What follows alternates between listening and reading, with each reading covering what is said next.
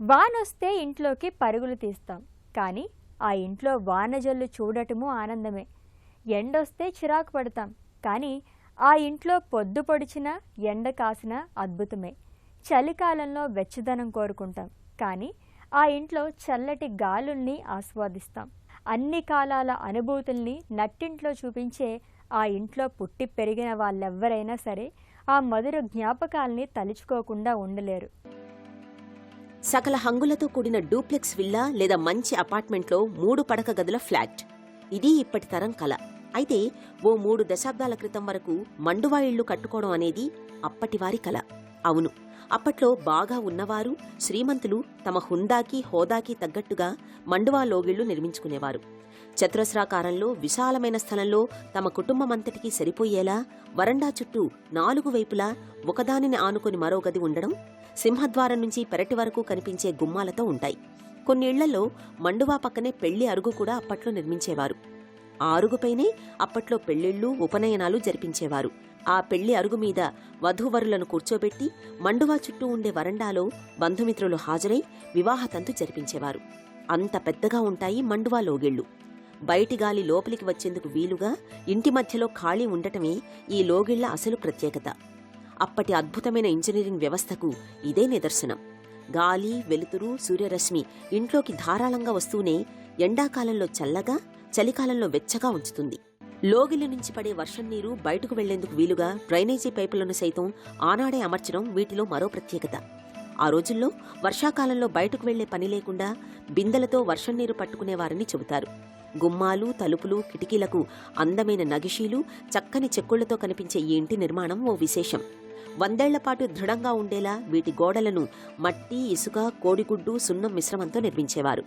ఉమ్మడి కుటుంబమంతా కలిసి ఒకే చోట సకల సౌకర్యాలు అందిస్తూ తరతరాలుగా చెక్కు చెదరకుండా నిలబడ్డమే ఈ మండువా లోగిళ్ల ప్రత్యేకత.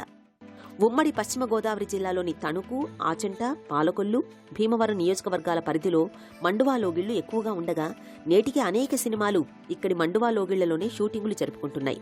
పూర్వం సంపన్నులు, ఉమ్మడి కుటుంబాల వారు ఎక్కువగా మండువా లోగిళ్లను నిర్మించుకోగా అప్పట్లో వీటి నిర్మాణానికి 30,000 నుంచి ₹1,00,000 వరకు ఖర్చయ్యేది. హాల్ చుట్టూ 3 వైపులా ఉమ్మడి కుటుంబాలు ఉండేలా గదులను పోర్షన్లుగా నిర్మించేవారు. ప్రతి పోర్షన్కు పైన నాణ్యమైన కలపతో చేసిన మిద్దెలు అత్యంత విశాలంగా ఉంటాయి. ఈ మిద్దెలను స్టోర్ రూమ్లుగా వాడేవారు. అలాగే వరదలు, తుపానుల వంటి ప్రకృతి వైపరీత్యాలు సంభవించినప్పుడు నివసించేందుకు వీలుగా వీటిని ముందు చూపుతో నిర్మించేవారని ఇప్పటి తరం వారు చెప్తుంటారు. 120 ఏళ్ళు అవుతుంది, 110. ఈ పైన డేట్ ఉంది కదా, దాని ప్రకారం 8 తరాల నుంచి ఉంటున్నారు. తరాలంటే ఇప్పుడు నాది 6వ తరం ఏదో. తర్వాత ఇంకా 2 వచ్చారు, 2 తరాలు వచ్చినాయి. రూటీన్ కారణం ఏంటంటే అందరూ కలిసి ఉండాలి. 3 అన్నదమ్ములు కట్టుకున్నారు. ఇది మీరు ఆచంట వెళ్తే ఆచంటలో ఒక 50 ఉంటాయి మండోలు, ఇంకా పెద్ద ఉంటాయి, ఎందుకంటే పెద్దవి ఉన్నాయి. అంటే పేయటం, డాబాలు కట్టేసుకోవటం ఏదో అయిపోయింది అనుకోండి. పెళ్లి కూతురిని తీసుకెళ్ళడానికి తీసుకురావడానికి ఇదివరకు మరి ట్రాన్స్పోర్ట్లు ఎక్కడ ఉన్నాయి, కార్లు గీర్లు. ఇక్కడ నుంచి చుట్టుపక్కల 10-15 కిలోమీటర్ల వరకు మనుషులు మోసుకెళ్లాల్సిందే. పెళ్లి కూతురిని తీసుకెళ్లేవారు. ఇంతటి చరిత్ర ఉన్న మండువా ఇళ్లను పరిరక్షించడం ప్రస్తుత తరం వారికి భారంగా మారింది. ప్రధానంగా కలపకి చెదపట్టకుండా తరచూ స్ప్రే చేయించడం, కిటికీలు, తలుపులు, మిద్దె పైకప్పులను శుభ్రం చేయించడం, పెంకులు జారిన ప్రతిసారి వాటిని క్రమబద్ధీకరించడం, అవసరమైన మేరకు మార్చడం బాగా ఖర్చుతో కూడుకున్నది కావడం, చిన్న కుటుంబాలు వచ్చాక ఉమ్మడి కుటుంబ వ్యవస్థ కనుమరుగు కావడంతో ఇప్పుడు వీటిని చాలామంది తొలగించి వీటి స్థానంలో డాబాలు నిర్మించుకుంటున్నారు. మరికొంతమంది తమ అభిరుచికి తగ్గట్టుగా మండువా ఇళ్లలో కొన్ని మార్పులు చేర్పులు చేయించుకుని గదులకు కొత్త హంగులు అద్దుతున్నారు. ఇది ఇంచుమించు మాకు 108 సంవత్సరాలు అయిందండి. ఇది కట్టి ఈ మండువా లోగిలి 1916లో కట్టారండి. అప్పట్లో 30 ఎకరాలు అమ్మి 30,000 క్యాష్, 30 ఎకరాల పొలం అమ్మితే ఈ లోగిలి అయిందంట. ఇప్పుడు అన్నదమ్ముల పిల్లలు, అన్నదమ్ములు అలాగా ఉమ్మడి కుటుంబాలు ఇంచుమించు 100 మంది ఉండేవారండి ఇక్కడ.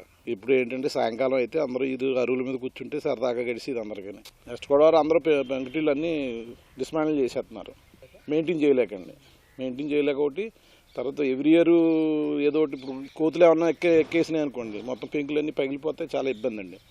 దాని మీద ఏంటంటే మళ్ళీ ప్రతి సంవత్సరం ఏదన్నా కోతులు ఏమన్నా వచ్చి డిస్టర్బ్ చేస్తే మళ్ళీ అవన్నీ సర్దించుకోవాలి, వ్యవహారం అంతా ఉండేది.